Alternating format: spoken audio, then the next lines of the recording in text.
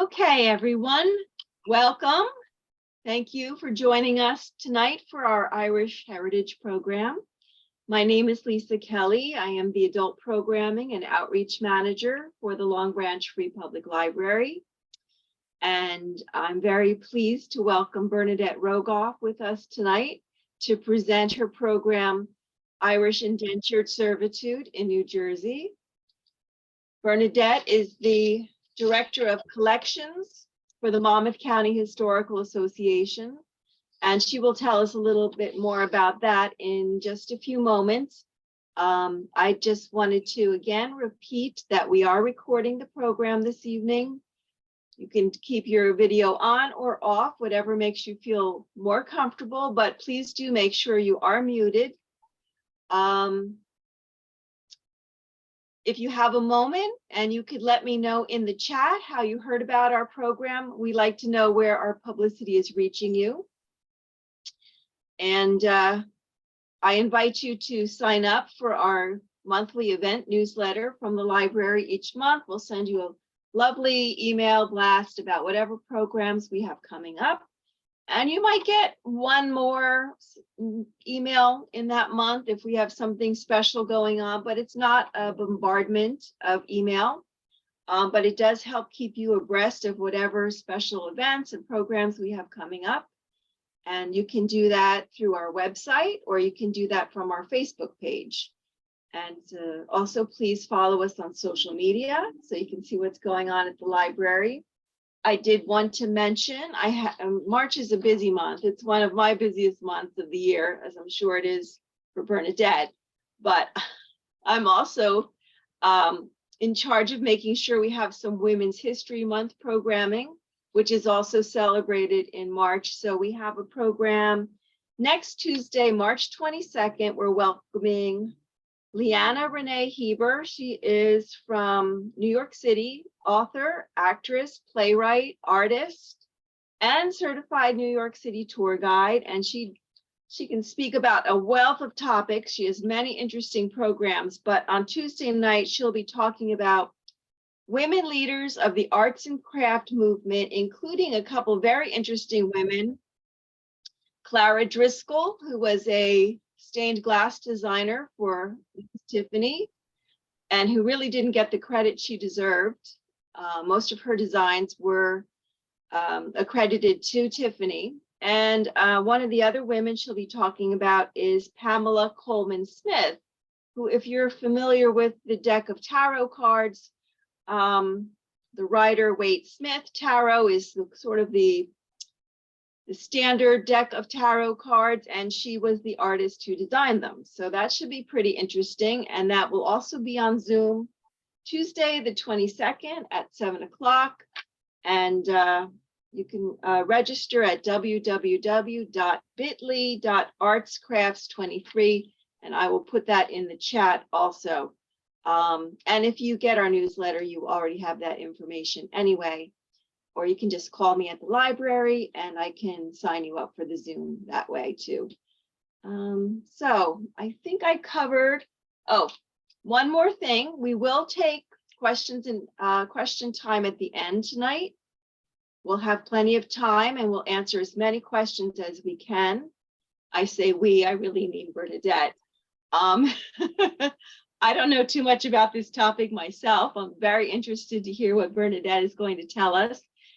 If you're afraid you're going to forget your question, you can feel free to type it into the chat and then we'll refer back to it at the end of the presentation so we can answer it for you if we can. So Bernadette, welcome. Thank you again for joining us tonight.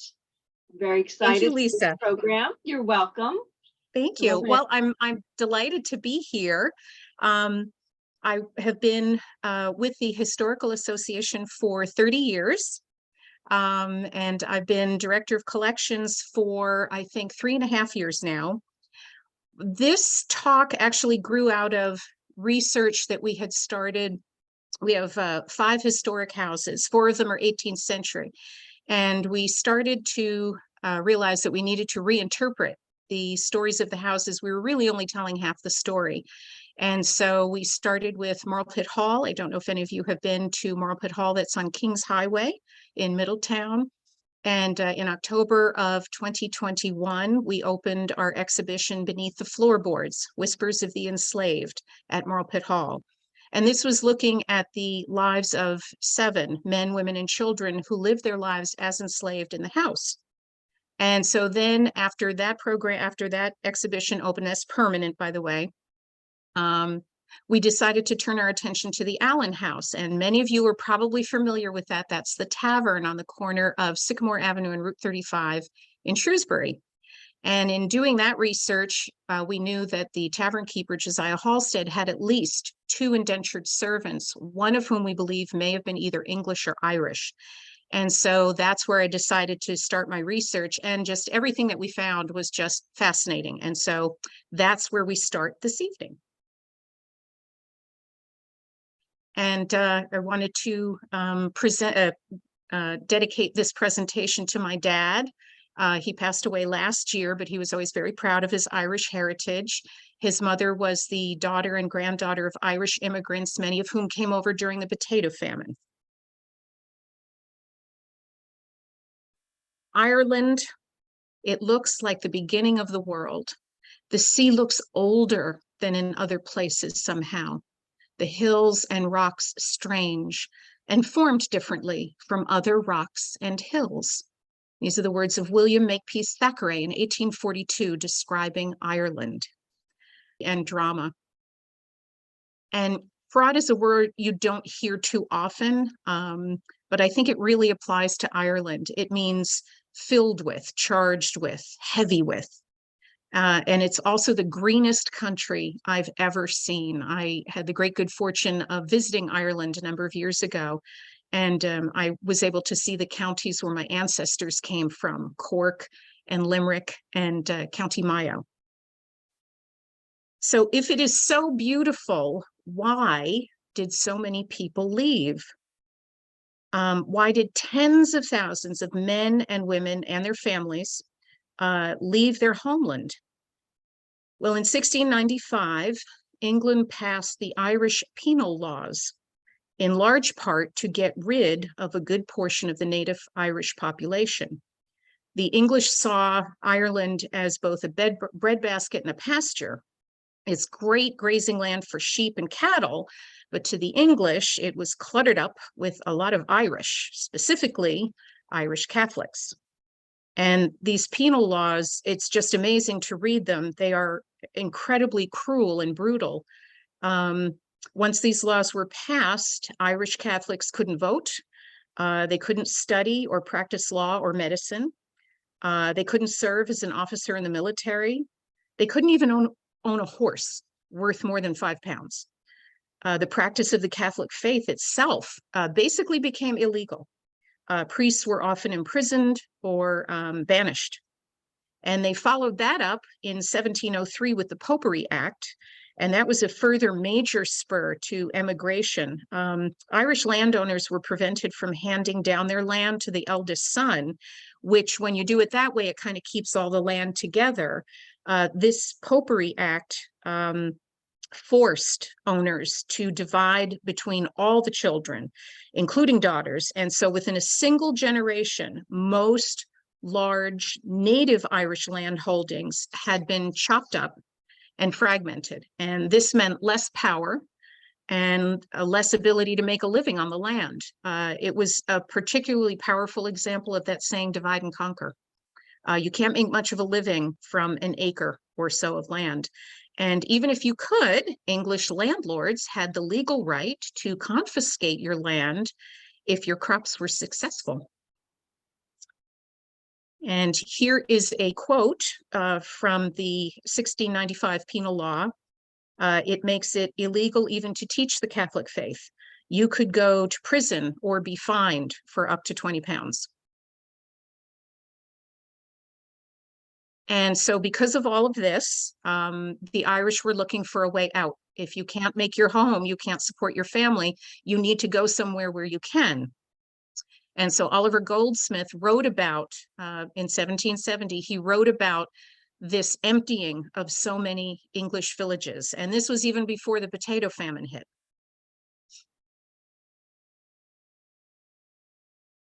In addition, the Irish really had to contend with some pretty nasty beliefs on the part of the English, as well as from other countries to which they were emigrating. These are just three of countless cartoons depicting the typical Irish as dirty, ignorant, emotional, and foolish. And these stereotypes appeared in newspapers, magazines, advertising, greeting cards, even postcards. And this persisted for many, many decades. So why would you choose to be an indentured servant? From the early 1700s on, people were really looking for a way out of their situations, and indentured servitude offered one path to hope. Although many people, Germans, Dutch, French, and others chose indentured servitude, the majority of indentured servants in America were Irish.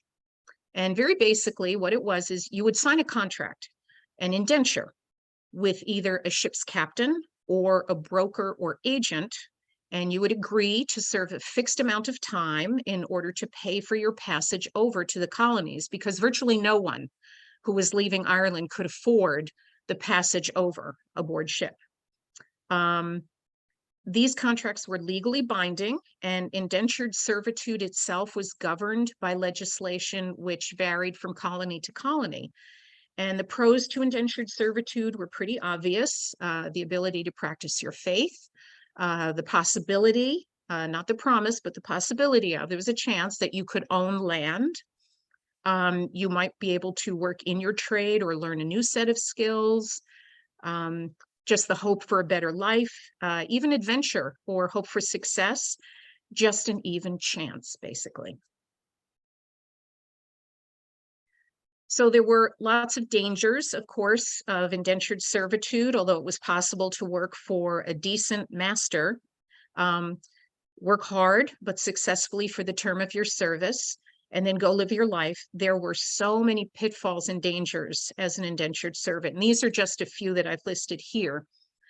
So in many instances, because the time was short, there are any number of documented instances where indentured servants were actually worked very hard and treated incredibly poorly, almost as if the people who had paid for these indentures were going to get their money's worth out of the people whose time they had purchased. The ship's crossings were often really brutal. And so a lot of indentured servants never saw the end of their term. They died of illness, sickness beforehand. And one of the other dangers was that whole families would sign, husband, wife, children, and there was no promise you would be placed in the same household. In fact, it was very unusual for an entire family to end up in the same house, and very often you would be scattered. And of course, there's no YouTube, no Facebook, no Instagram, no TikTok, no way to keep track of each other. And so you'll see towards the end of my presentation that after families finished their servitude, they tried to find each other, and oftentimes never found each other again. Another issue was education. A lot of people who were signing indentures were illiterate, or they were not aware of what legal rights they actually had. And so it was very easy to be taken advantage of. And then there was something called freedom dues, which I'll explain a little while later, but there was no promise that that particular legal right was going to be forthcoming. So why were indentured servants welcomed in the colonies? Starting new colony was tough work, and not everybody was jumping on board, literally, to sail off to the frontier in the new colonies. Indentured servants provided a main source other than true slavery. They provided a major source of labor to fell trees, clear forests, plant fields, build houses, and basically build a new colony. It's very rare to hear the words of actual indentured servants. Many could not write, and many left that part of their lives behind them when they completed their terms of service. It's interesting to note that when we were doing our research on the experiences of actual enslaved men, women, and children, there were actually a number of documents, published accounts, taped accounts. Some of them you can actually hear the voices of former enslaved on the Library of Congress website, and it's just heartbreaking. And you had a lot of men and women who were working for abolition, for freedom. And so you had a lot of people who were recording and documenting and advocating for enslaved. And I have not found that with indentured servants, because the terms were quite often quite short, anywhere from 3 to 5 years. Nobody was really advocating for indentured servants. And once you finished your indenture, it seems that a lot of times you never wanted to talk about it again. But one rare account was written by a former indentured servant named William Morley. And he came from England. And he ended up working in Burlington County for a clockmaker named Isaac Pearson. And Isaac was also a goldsmith. And Morley really is fascinating. He bargained with Pearson to work in a different location. So it seems that there was, if depending on your master and who you were as an indentured servant, you could bargain with the individual with whom you had a contract to make your terms of service better or change your situation. It didn't always happen, but Morley seems to indicate that at least with Pearson, he was able to do so. They had a hot and cold relationship. Sometimes they got along, sometimes they didn't. And Morley also tells us how much it might cost to buy the time of an indentured servant. And his time, 5 years, was purchased for 11 pounds. And for perspective, in around 1770, you could buy a good horse or 2 cows for 11 pounds. And in today's currency, although sometimes it's very rough translation, that ends up to be about $1,157 for 5 years of one person's time. And the newspapers, love newspapers.com, boy. I consider that sort of my video game. That's how I spend my time, Ancestry and newspapers.com. And that's where we discovered a lot of these advertisements that gave us so much information. This ad is very typical. You see that there's a fresh group of likely servants. And this ad is very interesting. We learn what the name of the ship was that they came across. The port of sale where they started from was London, that the men and boys were kept on the ship until their time was purchased. That's another distinction that's very interesting. It's a little subtle, but it's very interesting. You pick up on this when you're doing your research, that very often you see ads regarding enslaved men and women. And it makes no bones about the fact that you're buying a person. But with indentured servitude, a lot of times the terminology is that you're buying this person's time. And as small as that is, as subtle as it is, it's a very major difference. And you also see that at least 2 of them, Edward Hone and William Rawle, were acting as the agents or brokers for this group. And you also note that you could get an indentured servant here for cash, flour, or bread. Not bad, a real bargain. And this is a really an ad that's really chock full of information. This ad goes into real specific detail, and it shows the skills and trades of prospective indentured servants. If you're a tradesman or an artisan and you were looking for somebody already trained, this was a great way to get the time for somebody that could start right in. You didn't have to train them. And you see here in the list, you have whitesmiths, and those are people who know how to work with the white metals, such as tin. Blacksmiths, there's a locksmith, masons, plasterers, a butcher, joiners, even a coachman and a manservant. And apparently you also see that they came with references and recommendations. And here are 3 more advertisements showing that indentured servants really came from all walks of life. Depending on who bought your time, you could practice your trade, maybe learn some new skills, you could improve your current skills, and you could also make some connections and maybe even friends in the neighborhood in which you were working. What's also interesting is that quite often this descriptive language is only used with male indentured servants.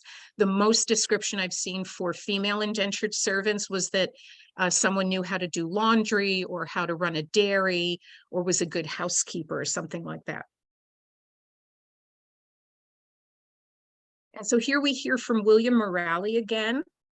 The condition of bought servants is very hard, notwithstanding their indentures are made in England. And he goes on to talk about how you do have legal rights to pursue if you're being treated poorly. But as he ends, he says, it is 10 to 1 if he does not get his licks for his pains. And William actually did try to bring Pearson to court, and it didn't go well for him. And he really felt he got punished because of that. So what types of punishments? That was something that came out in a lot of the advertisements as well. You notice in the ad on the right at the bottom, he had an iron collar about his neck. And here on the left is an illustration of a female indentured servant that is not a decorative fashion accessory, you see. That is an iron collar fitted around her neck with that scroll to make it very visible. You can't hide something like that.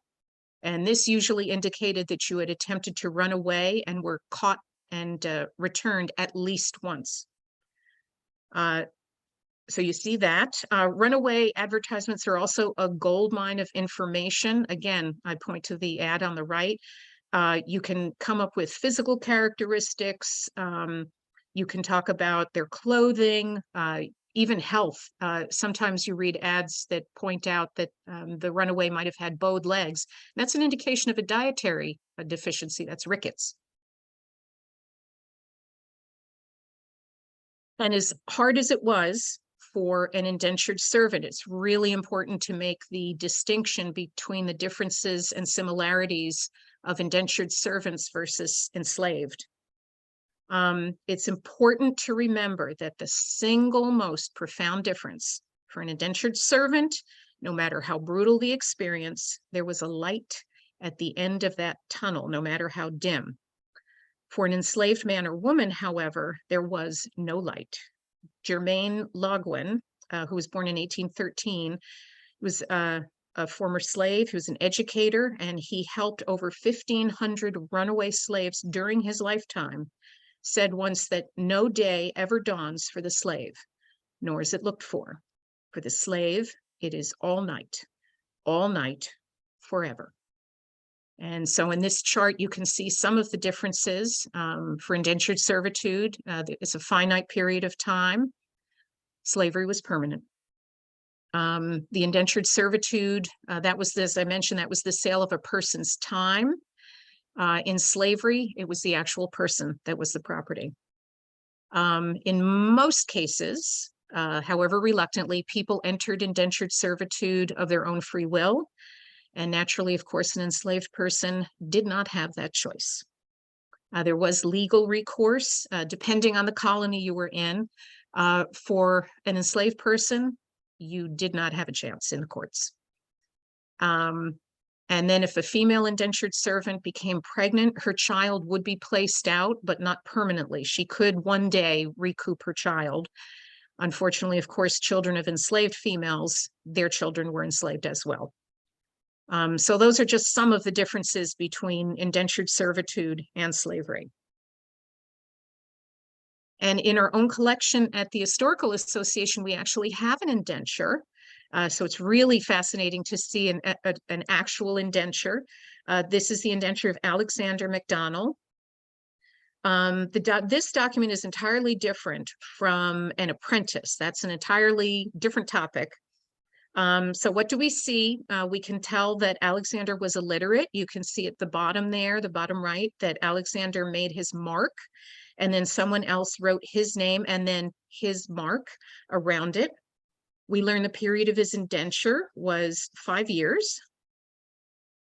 And that was pretty standard, as I mentioned. And we also learned that Alexander came over on the ship George and John from England and arrived in New York in 1728. indentured servants hit the shores of American colonies very early on, mid to late 1600s. There were indentured servants walking the streets in New Amsterdam, which later, of course, became New York. And even in New Jersey, there were indentured servants here as early as the 1680s. So with all this difficulty and the very real possibility of brutality, poor treatment, and so on, were there any perks? And why would you become an indentured servant? And the answer is freedom dues. That was the carrot at the end of the stick. This was an agreed upon, you could almost consider it sort of an assortment of prizes. And this you would get at the very end of your term of service. As with many other aspects of indentured servitude, freedom dues were described by colony laws. Some colonies were a little hazy about it, but interestingly enough, New Jersey was very clear and had very descriptive, very detailed guidelines, laws, and legislation regarding indentured servitude. So where New Jersey was concerned, if you finished your period of indentured servitude, you could look forward to 2 suits of clothing or gowns, anywhere from 25 to 75 acres of land. That was yours. That was your property. You could also get a felling axe and a hoe, 7 bushels of Indian corn, and anything else that your master might choose to give you. This allowed you to get a good start on your own life. You could plant your own crops, you could trade them, you could do whatever you wanted with them. It also meant that a newly freed servant would not become a burden on the local community as a pauper. However, not every master honored this agreement. And here's our friend William Morale again, telling us in his own words about how he felt at the end of his indenture. And he was just delighted.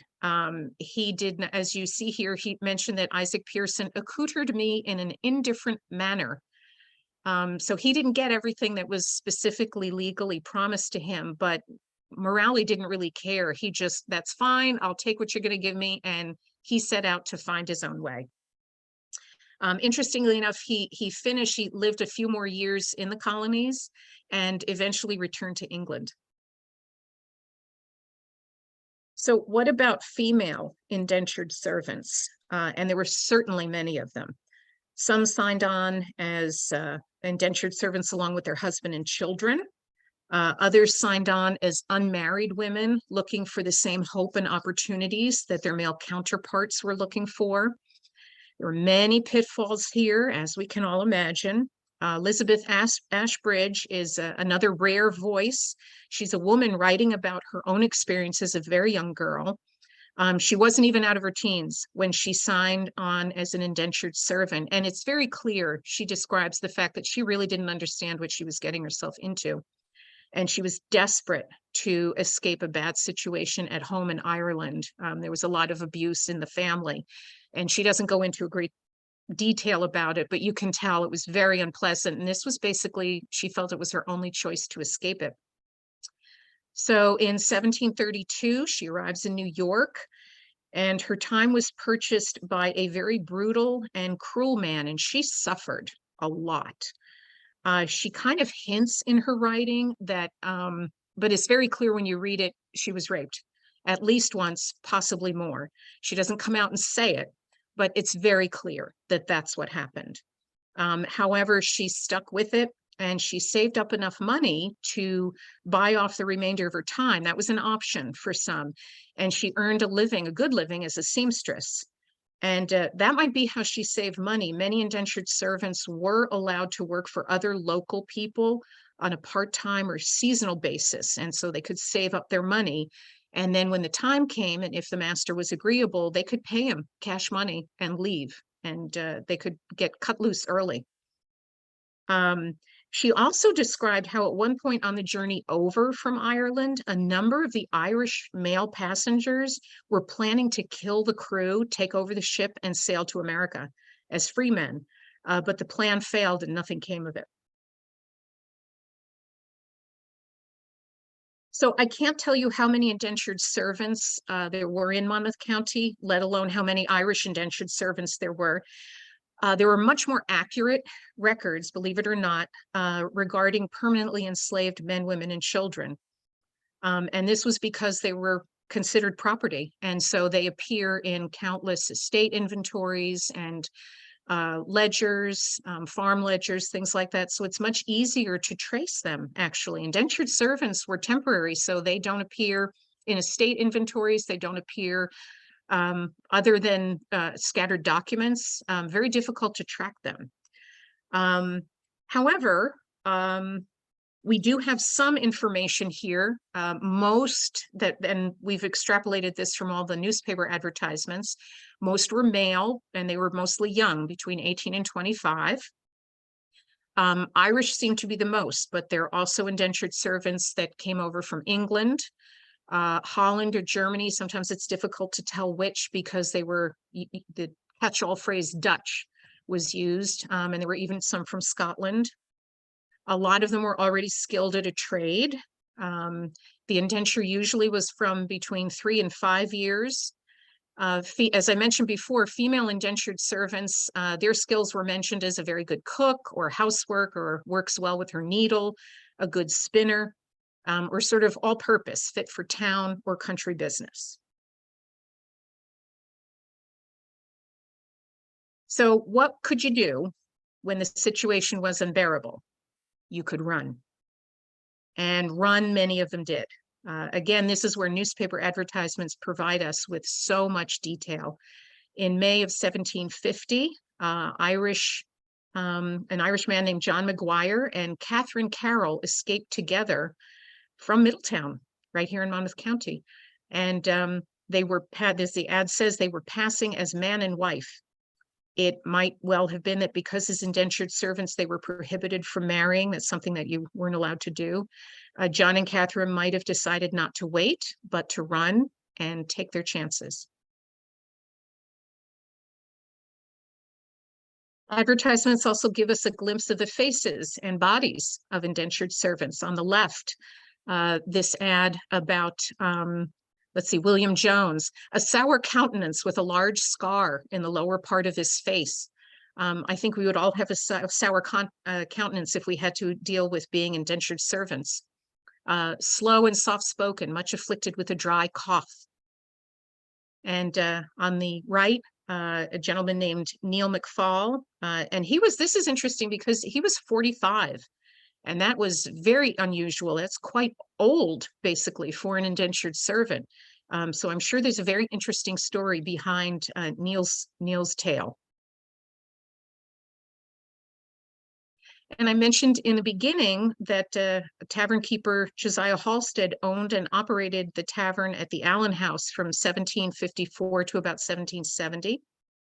He was thrown into debtor's prison. That's another fabulous tale for another time. But he had not one but 2 indentured servants run for it. And first in 1756, a German servant by the name of Johann Jeremiah Maya escaped with plenty of cash. And on the left there is a very unusual view. It's the earliest view we have of the Allen House and that entire Four Corners historic area. And that's the Allen House on the left. We're actually right in the middle of a big restoration project, and that drawing has come in very handy for us to show us what the house originally looked like. And then in 1763, Josiah Halstead loses another one. This one is Edward May, and he escaped on horseback. And this ad is very interesting. We learn that Edward has skills as a bricklayer, that he was illiterate, that he was 5'4", which is as tall as I am, and that he had smallpox at some point. And we don't know the end. A lot of these stories with runaways, we don't know the end of the stories. I have no idea if Josiah Halstead ever got them back, if they escaped to another colony. I have no idea what happened to them. So many more male indentured servants ran than women. And there appears to have simply been more men signing on as indentured servants than women. Runaway advertisements for women were much less common. This one seeks the return of a woman named Martha Barnes. And this one really just kind of breaks my heart a little bit because it just talks about how she has great ringworms on her breasts and arms. These are not actual worms. It's actually I think it's a fungal infection. It's very contagious. And a lot of it hints at the poor hygiene, the poor diet, maybe area where she doesn't have enough space. It's really packed where she is. And so that's really sad to me. And again, we don't know the end of Martha's story. We don't know if she got away, if she was returned, or what happened to her. And some ads they hint at just amazing stories, and we only know just a little bit. This is one of them. And this was, I've been asked before, what kind of relationship might there have been between an indentured servant and an enslaved servant in a single household? Because there are many households that we've come across in Monmouth County and in other colonies where you had not only enslaved, but you also might have had one or two indentured servants. Well, how did that dynamic work? And that's very difficult to answer, but this ad is very interesting. This is from May of 1750, and this hints at a lot. A servant named William McKay, a small short fellow, escaped with an African-American man simply named Toby. And this is not something you do on the spur of the moment. There's a level of trust involved here, at least temporarily. Why go together? Possibly, you can call it a theory or just basically a guess because we don't know, for protection. One man might stand out, might be a little suspicious, but if William and Toby kept their heads and played it out well, they could pose as master and servant and provide each other with a cover story. So two of them might have helped each other get away. And again, we don't know the end of the story. This one also, going together for protection. Indentured servants ran away to start their lives ahead of the end of their service. This ad, Irishman William Davis escaped with fellow Irishwoman Mary Kelly. They worked in two separate households, but they clearly knew each other and they may have even loved each other. And so they planned their escape and they went. And again, no clue what happened to the end. The single saddest, most heartbreaking advertisement, if I could pick one ad that boiled down all of indentured servitude into its saddest, most heartbreaking history, it's this one. Because whole families signed on as indentured servants, and there was no guarantee you'd get placed in one household. In fact, chances were you would all go to separate households. There's no way you could protect your child. No way. And if you or your family members were sold a couple of times, there was no real way to keep track of where everyone was. So here's 11-year-old James Gregg. He was stolen, as the ad says, perhaps rescued by his mother and father. They're not named. What on earth is behind this ad? How can you steal your own son? And most of all, look at the date. Mrs. Gregg absconded with her boy James on March 17th, St. Patrick's Day. And so what did the general public think about indentured servitude, particularly the issue regarding runaways? We have Benjamin Franklin to thank for publishing this particular editorial in the Pennsylvania Gazette. Runaways were trouble. They were wronging their masters by running away, causing large expense and great trouble. Haven't come across any editorials regarding the conditions of indentured servants, though. So once your indenture time was finished, what then? If you were lucky enough to have a relatively decent master, you got your freedom dues. He wished you good fortune. He may even help you get established or helped in other ways. But for many of the Irish indentured, in fact, for indentured of all nationalities, the end of the indenture meant the beginning of uncertainty and often heartbreak. these 3 advertisements were all looking for lost family members. Catherine Dardis was looking for Michael Dardis. We don't know if that was a husband or a brother, who had set out from Dublin as an indentured servant. Melchior Fisher wanted to find his daughter Maria, who had signed a 7-year indenture with one John Smith. What's very interesting is sometimes, while I said the usual term of indenture was 3 to 5 years, very often women signed on for longer, anywhere from 5 to even 10 years.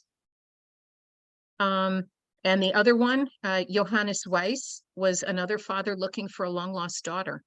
And the ads, of course, only give one part of the story. We'll never know how everything ended. One of the things that I thought was very interesting was that if you were a female indentured servant and you became pregnant, whether because of your master or somebody you knew or what have you, you got extra time. You got penalized because technically you weren't serving the full time of your indenture because you were inconveniently pregnant. And so it was not unusual for a woman who was pregnant and then gave birth, the baby would be put in another household and you got at least 1 extra year tacked onto your service.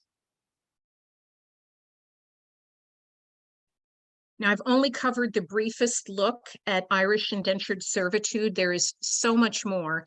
And this is really a topic that there's still so much more to discover. And I've kept going with my research. I find something new almost every week.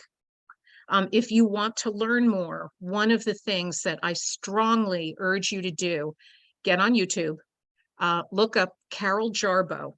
And she is a reenactor who has done amazing amounts of research. And she has a 1-hour presentation as Maggie Delaney, an Irish indentured servant. And she actually has an iron collar that she wears in this presentation. She speaks in an Irish brogue.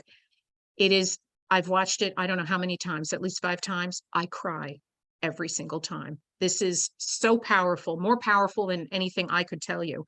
So and it's just such an authentic voice. And it's also available from James Townsend, which all the reenactors out there recognize that name, and they actually sell the DVD on their website. But it's also free of charge. They uploaded it to YouTube. So be sure and stop by and see that because that's amazing. And then I've listed a couple other books. These were very helpful to me in my research. I do just want to mention that Alison Smith's book, Colonists in Bondage, it's not some, bondage fantasy novel. It's actually strict history. So don't worry about that. So that's about it. I want to thank Lisa Kelly and the Long Branch Public Library for this opportunity. And for my Irish Garrity, Mimno, Leach, and Fitzgerald ancestors, I wish you all a happy St. Patrick's Day. And I say to you, Eir Ada Veo, which is Gaelic for long live Ireland. Thank you. Thank you, Bernadette. Now we have time for some questions. I know I have a few questions. I don't know, Bernadette, if you'd like to stop screen sharing, we can see everyone again then. Okay, let's see. Stop share. There we go. Okay. Okey-doke. Yeah, feel free to turn your camera on if you'd like to ask a question. I'll start though. I had a question. So the infants that were born to the indentured servants and they were put into a different household, what was the point of that? It's not like the babies can work. It's another mouth to feed for that family who takes the child in. Yeah, it's another mouth for the household in which the indentured female is working. Also, if I am your master and you're my indentured female and you get pregnant, you have your baby, I can't have you wasting time caring for your infant. I need you to work. So I don't want this baby in my household taking up space and taking up your time. So I can put it out to another family who might even pay me to take it. To be like a foster child, sort of? Basically, yes. Basically, yes. Yeah. And infants were, even if, like, for example, if you were an indentured female and your infant was farmed out to another household, maybe you had 2, or maybe if you had the extra year that I was talking about, you maybe had 2 or 3 years. Once you finished, that didn't mean automatically that you could go get your child. That child was in that other household probably until they were 10 or 11. maybe Wow. longer. Oh, yeah. Wow. Yeah. I was wondering if you thought maybe that women's terms of service were longer because they were paid less for their work. So it took them longer to work off their indentured I term. think that's right. Yes. I think, for example, if you were a skilled worker, like, as I mentioned, you know, like if you were a blacksmith or a carpenter or something like that, this was a great way for somebody like a Philadelphia cabinet maker or like Isaac Pearson in Burlington County with William Mahoney.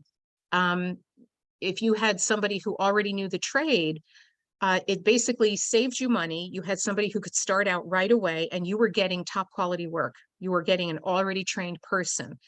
With a female, unless, you know, other than rare occasions, they were just doing basic work. And that did not technically, as you mentioned, it didn't technically count as much. So that's why you were given longer terms. Yes, another instance of the female work being undervalued in the home. And I always question that because as somebody who has churned butter, that's hard work.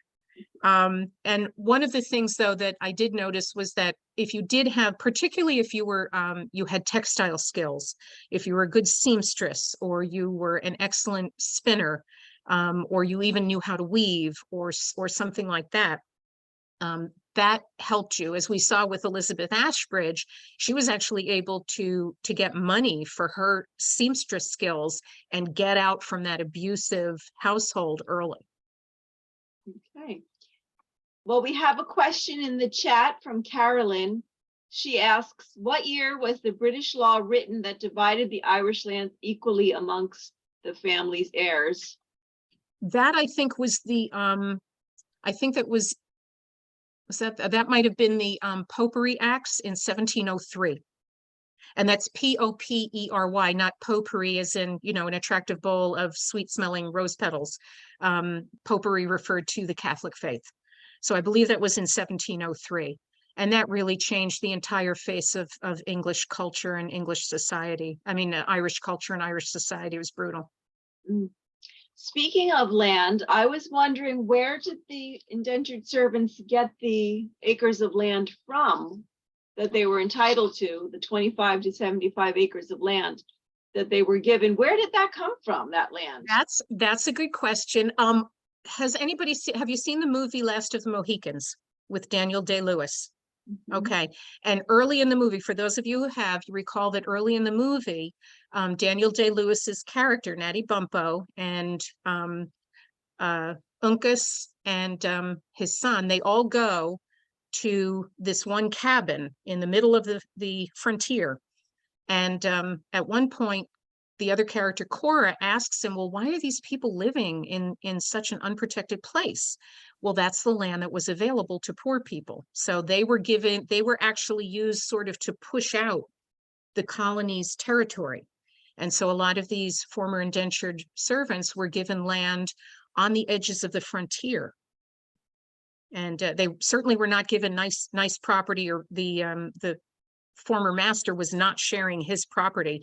They were given these frontier lands to kind of push those boundaries. Interesting. Okay, does anyone else? Oh, I know Mark asked, when was the potpourri law repealed? If it was, I suppose it was at some point. I'm not quite sure. I don't think it was repealed until, believe it or not, the late 19th, early 20th century.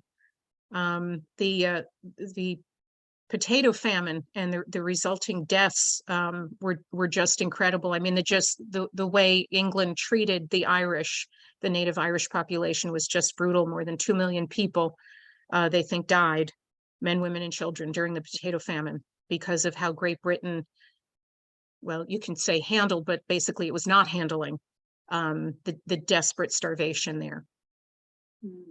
Awful.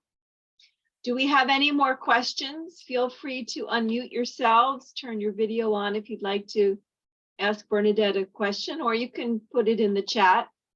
We do have a few more moments if anyone wants to ask something. No. Well, I guess we're done, Bernadette. Thank you so Well, much. thank you. My pleasure. I really enjoyed it. Thank you. Thank you. I enjoyed seeing all of those ads. It was wonderful. Thank you so much. It's heartbreaking. It's fascinating, but heartbreaking research. Yeah. Yes. Yeah, really. Well, thank you for doing it for us. All right. Happy St. Patrick's Day, Happy everyone. St. Patrick's Day. All Take right. care, Bye-bye. everyone. Have a good evening.